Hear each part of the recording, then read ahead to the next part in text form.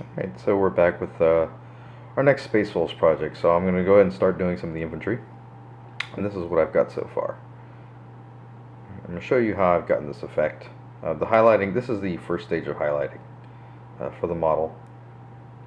I've figured out a process of shading it in a way that gives me my grimy look while still being able to bring out the old weathered armor and the highlights of the Space Wolf armor itself. So this is going to be a step-by-step video tutorial, and let's get started. Put him away.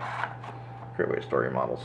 So first I went ahead and primed it black with AK Interactive Black Primer. This stuff is phenomenal. It doesn't gunk up your airbrush like the Vallejo stuff. Great controllability with your layering, your thickness and whatnot. After that was done, I gave it a nice coat of Vallejo Model Air German Gray. After that, we started adding some, this is all with the airbrush, so to get your base colors even. So we have Game Color Shadow Gray. And I'll let that dry. After that's done, I took a brush, some thinning solution for enamels, and then used AK Interactive's blue for Panzer Gray filter. It's a great filter. Make sure you shake this stuff up really, really well. Let all that stuff dry. After it's almost dry, you don't want your filter to be completely dry, just almost dry. Give it a little watered down Reikland flesh shade from GW. This will kind of blend in with what's left of the filter and give you a nice fade effect. After all that's done, this is where the hard work begins. I've gone ahead and taken some of my original Game Color Shadow Somber Gray and some Formula P3 Mixing Medium and my brush. Find my brush. Oh, it's up there. Okay. And what you want to do is you start using a lot of spit and feather the highlight up into the armor recesses and building it very, very slowly. So let's see if we can focus this here. Okay, so you start building the highlight very, very slowly, and you want it to go where you want your shadows to fall. So this is the first stage of where we're at. And when I come back, we're going to go ahead and start adding some underbelly blue from P3. There are a couple other colors that I wanted to try, but I still want some type of blue in my hues. So this is where we're at.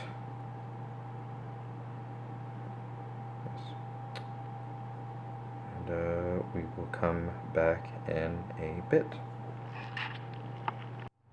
Alright, so I've gone ahead and picked out my black spots before another stage of this process begins. So I did that, and then I went ahead and added my highlight of underbelly gray, underbelly blue, yes, underbelly blue. As you can see, it's turning out really, really nice. I'm getting that classic edge highlighting effect from GW, but I'm maintaining the subdued gray that I want because it's a weathered heresy army. The shoulder pad is getting ready to be painted yellow. I've used AK Interactive's rust color from my previous tank as an undercoat. I think that's gonna make that striking yellow color that I put under there, which is pretty weak, give it a nice orange undertone, which is what I want. So this is where we're at. We're making some good progress on him. I'm liking it, and we'll be back. Okay, so a couple more steps have been done. I've gone ahead and used AK Interactive's chipping color and the sponge effect to chip his armor away.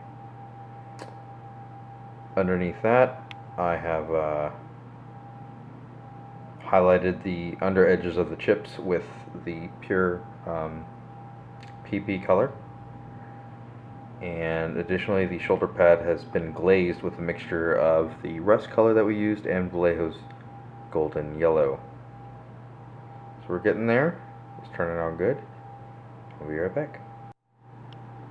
Okay, so here we are on the final stages of our Space Wolf. I went ahead and, God, this light is really bright. Hang on. Let's try this. That's a little better. Okay, well, I went ahead and finished up the shoulder pad, glazing a couple washes of Agrix Earthshade, orange glaze, then tipping it off with some yellows.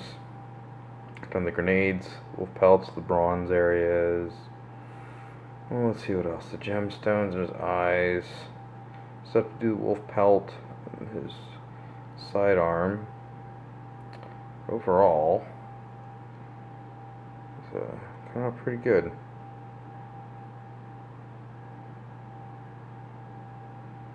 Yeah.